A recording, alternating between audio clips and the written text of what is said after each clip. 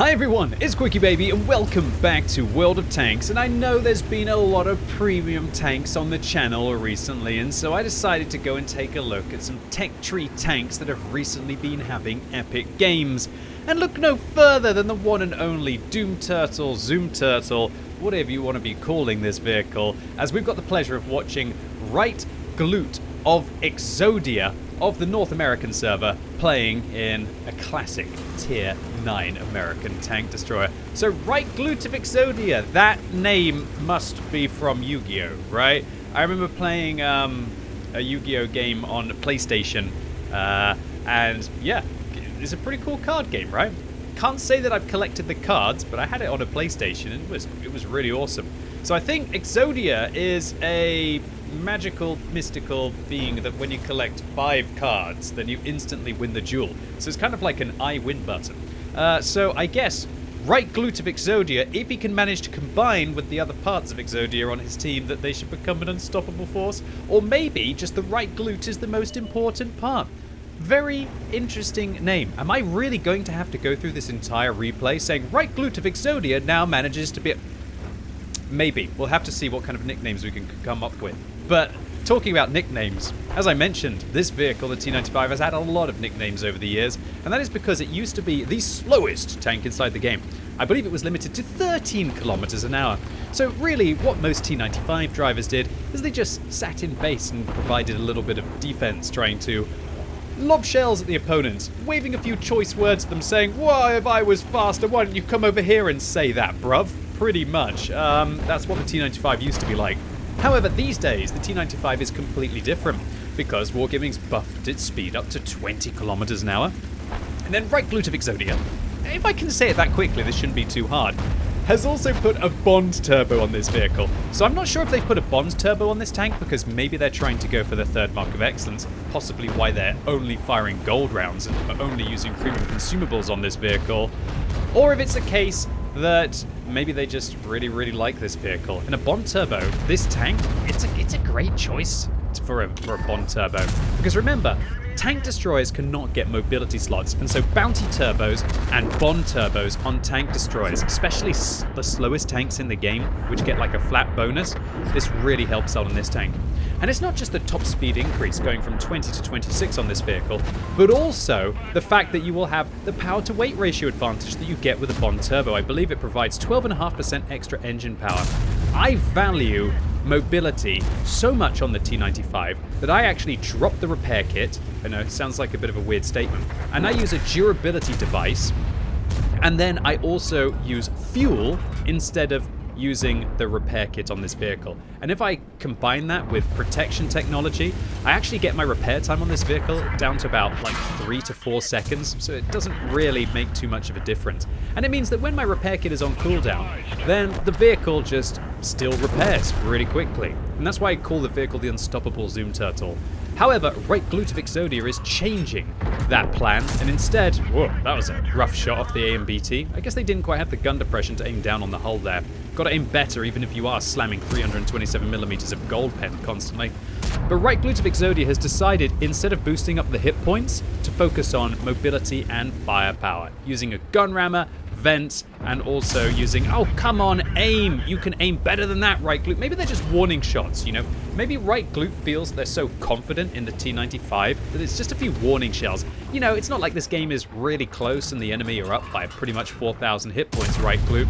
Although, no longer 4,000 hit points because their T95 hits hard. Finish what you were saying. Right Glute of Exodia is going for like this firepower build, gun rammer, vents, and also a Bond turbo, as we mentioned. Okay, finally, maybe Right Glute is going to find that you can just shoot straight through the mantlet on the AMBT when you're packing this kind of a punch. And I don't think I was wrong with the 327mm of pen, right? Oh, I was. Somebody, calm your comment section. It's 320, okay? For some reason, back in the day, I used to always think that the IS-3 had 326mm of pen, where I think it has 325, and people got really triggered that I got the millimeter of pen 1 by 1mm. But you know, with boys and men, you know, 1mm can at least make all the difference. Or at least that's what some people have taken it to in World of Tanks. And in World of Tanks, it's very important because 1mm can mean the difference between overmatching that shot and not, as you all know if you're watching my tank reviews. Have I mentioned overmatch a lot recently? I think I have. Talking about overmatching, right glute of Exodia seems to be physically overmatching the German Tier 9 tank destroyer there in the form of the Jagdtiger, shutting down a fearsome German beast. But now there's also a very scary tank on the enemy team, the CC1 Mark II, who seems to be boosting up their hit points. Has over 2,000 hit points still on the Tier 9 Italian tank destroyer. But oh, that AMX M451, I think smelling blood in the water, has just got themselves in a terrible location. Right glute of Exodia slaps them down to size with an 800 damage shell. Now reloading, hopefully bouncing the AMX M451, and they do so. And now it's Mortal Kombat. Yeah, as if it was played by retired people, I think. Yeah, T95 versus T95 combat is a little bit awkward. But it looks like the Bond Turbo here has actually helped right glute of Exodia to be able to out-traverse the enemy T95 and then pushing it sideways right now. Physics, how do they work? Well, right glute of Exodia just made a hero play here, managing to save all of their hit points in that engagement after getting penned by the Jagdtiger earlier, finishing off the T95, and now going after the Mark II on the enemy team. And right glute of Exodia put in the title of their What Replays link, just hold W. Yeah, pretty much, mate. You're doing it right now. Up to 7,000 damage. Look, it's not only premium tanks that can do well in World of Tanks. It's not only large crates that can do well in World of Tanks. You know, T95s with Bond Turbos can also do well as well. And considering the only way to be able to get a Bond Turbo is to be fairly sweaty and to have participated in Ranked, yeah, we know right glute of Exodia is one of those players. Ugh. Oh, shutting down this Strutzwang S1, that was merciless. I think that Strutzwang S1 is now in Valhalla with his ancestors, dying on the battlefield, I think, in this case. Yeah, that's not the prettiest situation. Talking about pretty, this skin is pretty, right? Awesome skin on this vehicle. Take it slow, or that might not be the case right now, as nobody expects a T95 to come around a corner at 26 kilometers an hour and be able to go forwards faster than you can reverse, but that's a reality of World of Tanks these days. Now, the Object 263 on right glute of Exodia's team is saying they're going to be able to assist them, and they bounce a TVP. The TVP misses the subsequent shot, and boom, baby! Don't even need first-person view for that. That one was clean. Right through the side, and now right glute of Exodia has picked up a Top Gun and is up to 8,500 damage. Right glute of Exodia says easy carry, however, all Yu-Gi-Oh players will know that it's not easy to be able to complete the Exodia, right? With the 5 cards, it's a tricky thing. And right glute of Exodia saying this was an easy carry. I'm not sure it was that easy of a carry. I feel like you've been tested, you know. Just a little bit of a warm-up, and right glute clearly showing that they never skip leg day in this scenario. I wonder if there are other parts of Exodia in World of Tanks. Imagine that. Imagine if right glute of Exodia had friends that were named other parts of Exodia, and that's the whole joke, that when they come together in a platoon that they... It's a shame you can't have 5-person platoons in the random queue. It kind of breaks the roleplay there a little bit. But can you imagine that? How terrifying that would be? What is right glute doing here? Figuring out that they can actually go backwards faster than they could turning? And they're actually right. I don't think I've ever seen somebody do such a long-winded reverse maneuver in World of Tanks, but it works out. It's so 3-head, it's 5-head. And wow, right glute of Exodia is probably chuckling right now as they realize that with that fire, their damage total, when the fire finally stops ticking, is going to tick up to nearly 10,000 damage, nearly one-shotting that Tier 8 Soviet medium tank. I have to admit, if I was in a Clan Wars scenario and I saw all of the different parts of Exodia on the enemy team, I'd probably be a little bit concerned.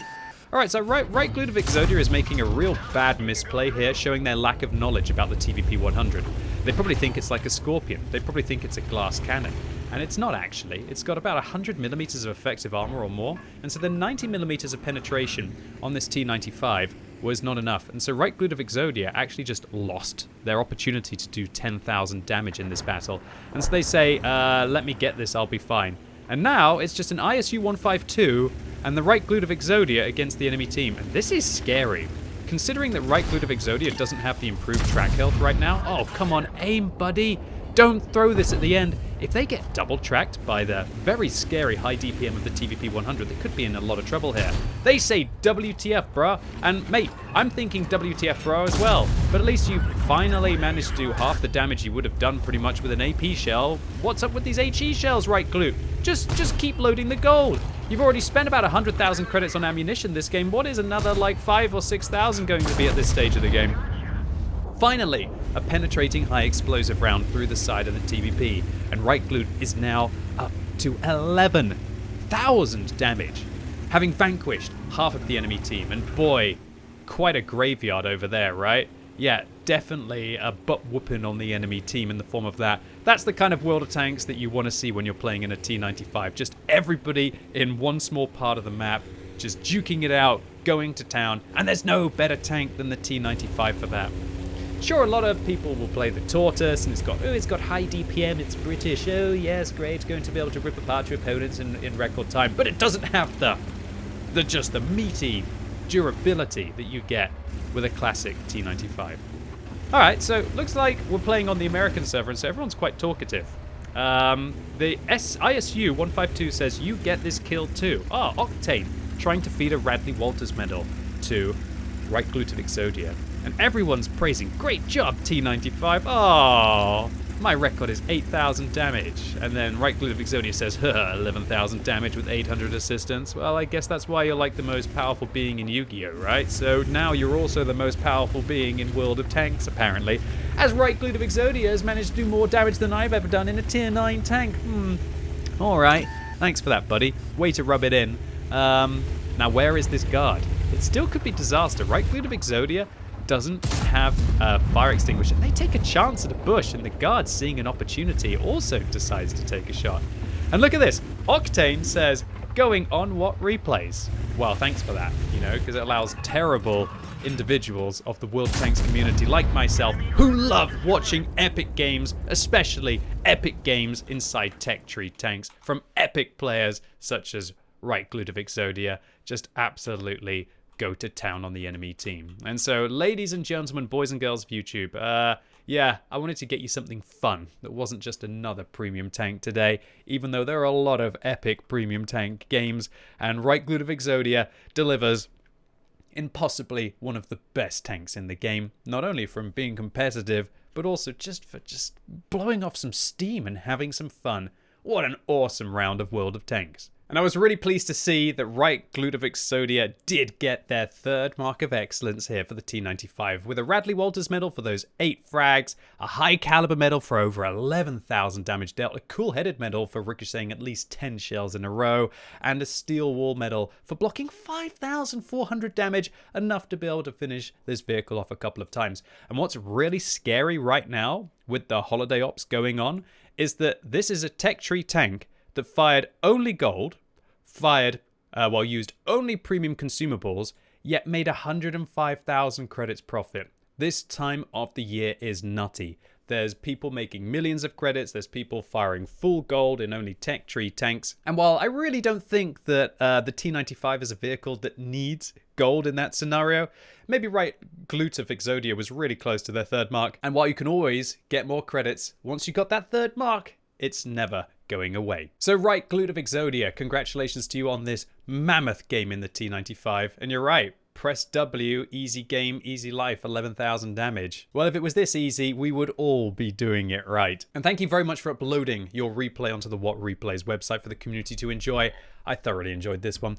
And I hope all of you enjoyed the video as well. If you did, and you like my commentary, give the video a thumbs up. If you hated it, give it a thumbs down. And if you're watching this video on the day of its release, there's going to be all new Holiday Ops festive season drops for the next 6 weeks on Twitch. So feel free to come along every Monday, Friday, get yourself some tokens to spend in the store, and you can spend it on some funky things. And as always, thank you so much for watching. You've been epic, and hopefully I'll see you soon.